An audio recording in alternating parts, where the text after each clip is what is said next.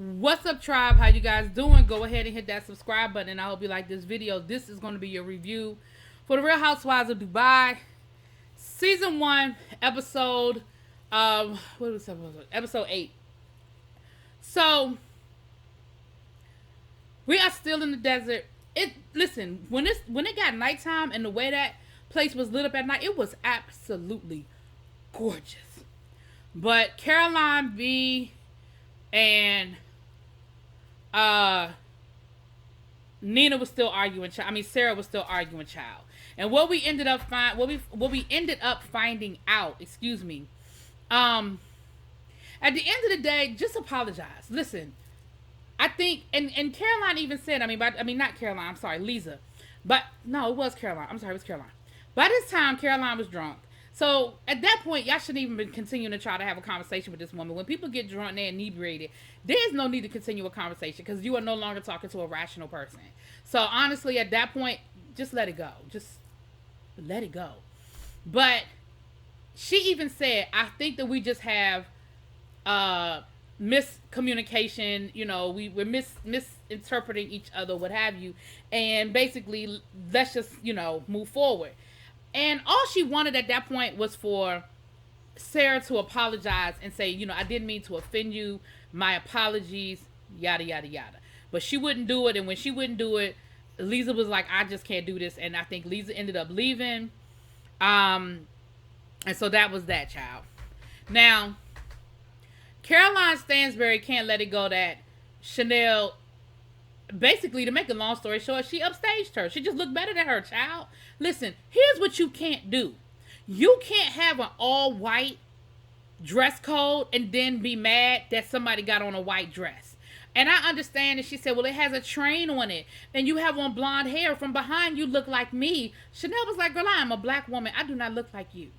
And at the end of the day, this woman is a model. She gets paid to look good. There are no off days when you are a supermodel. There are no down days. There are no off days. There are no dress down, especially not at a party that's going to be photographed and videotaped. Girl, if you did not, and like she said, you shouldn't have told me to, you told me to wear white. I'm wearing white. But nowhere was that, in my opinion, that was not a wedding gown, okay? It was a white dress, and she looked absolutely stunning. But girl, did she look so stunning, or did you look so plain?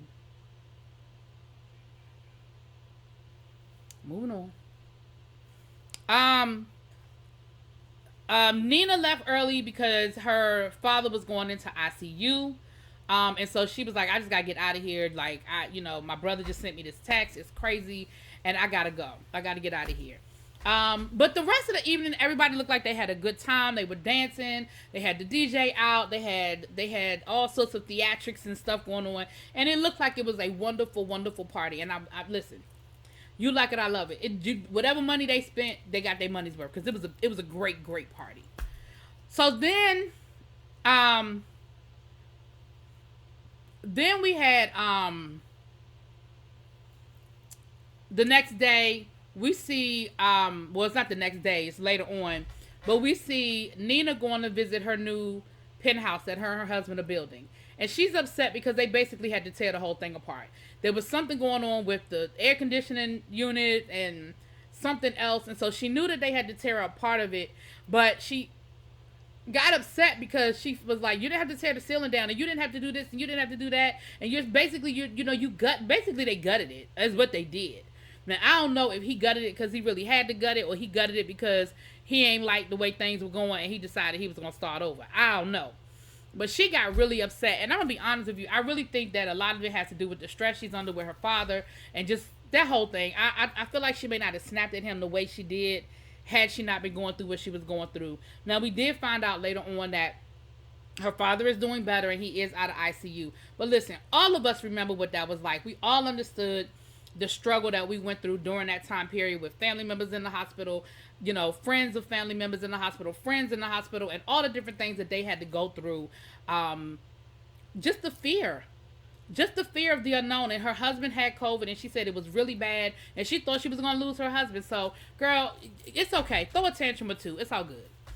The wedding is here. I'm not about to go through all these different things because listen, she had the wedding. We see her that morning getting herself together and going through the guests. A lot of guests have said they're not coming last minute. Unfortunately, that's what happens. Amon's not coming. She has a fashion show. Remember, she's doing the 50-year anniversary for fashion show. Lisa's not coming because she was like, listen, I don't want to bring no bad energy because I'm still pissed off and I ain't even trying to come in there and start nothing at your wedding. So it's best that I just not go. She ended up going to the fashion show.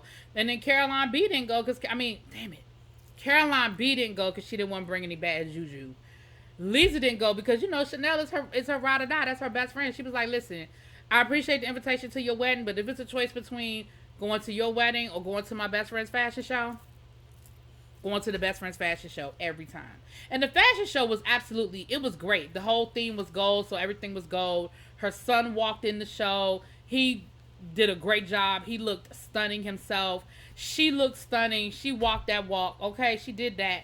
And it was a great time, and the ladies had a good time. The wedding looked like it went off really well, She looked gorgeous. Sergio cried the whole damn time. Her daughter gave a great speech.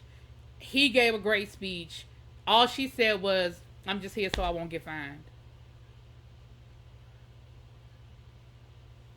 I'm just here so I won't get fined. I feel like that was really, like, yeah. And she kept saying, this wedding is for him. Like, I've been there and done that. Like, if it were up to me, we wouldn't be doing none of this. So, I'm doing this for him. They did have a brunch the next day. At the fashion show, Lisa was talking to Caroline B about, she said, I do owe Nina an apology. Like, I snapped at her, and she said, I don't apologize for addressing my concerns and my issues, but I definitely could have done it better. I could have addressed it in a way that was more appropriate than the way in which I did. And so I do owe her an apology. And so they were like, well, what about talking to Sarah? She was like, no, I'm not. No, I'm good with that. I don't need to talk to her. So then we saw her talking to her mom. Her mom was there visiting. Now her mother's from Honduras and her grandmother's from Jamaica, and she said, listen, that's just how I grew up. And what I gathered from the conversation with her mother is a couple of things. One, she's very defensive about how she's raising her son because of everything she went through with her son. She said, people don't understand that I walked away from my marriage. I walked away with nothing. And I've done everything I've done to take care of my son and to make sure that my son is good. And so when people question that hits different. She alluded to, she did not say this, but I took away that there may have been some sort of abuse or something in the home as a part of the marriage, that there was some abuse. I ain't saying it was physical, but I feel like there was some sort of abuse. And I feel like her mother was trying to tell her her mother didn't come right out and say, listen, you don't need to do what we did because maybe what we did wasn't 100% correct. But she was like, I'm not going to tell you what you should, how you should or should not raise your child. But what I will say is, what you do, you basically making the best decision for you. But I got the impression that maybe she doesn't necessarily think everything that they did was the right way to do it in that moment, right? Then we have brunch. It's the day after the wedding. Again, they had a good time at the wedding. Everybody partied, yada, yada, yada. But the day after the wedding, they're having brunch. And I feel like first we found out that Caroline S. almost died when she had her set of twins. And the doctor basically told her, you don't need to get pregnant again. You could die. So the fact that they're talking about having a baby, she's like, I don't think that's a good idea. Like, I was there. I remember. I know how sick you got. Maybe I need to think of doing a surrogate. Come to find out, that's illegal in Dubai because it's illegal to have a child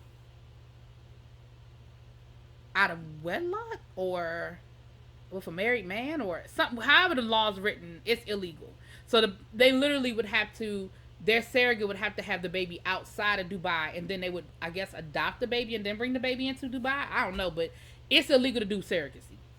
And Sergio gonna say, well, we gonna try and let her carry the baby, and if that doesn't work, we'll just take the baby out and put it in somebody else. They were like, that ain't how that works, sir. That's not. That's not how any of this works. Like, he was serious too. Like, well, we just gonna take the baby out, do do do, boo, sir.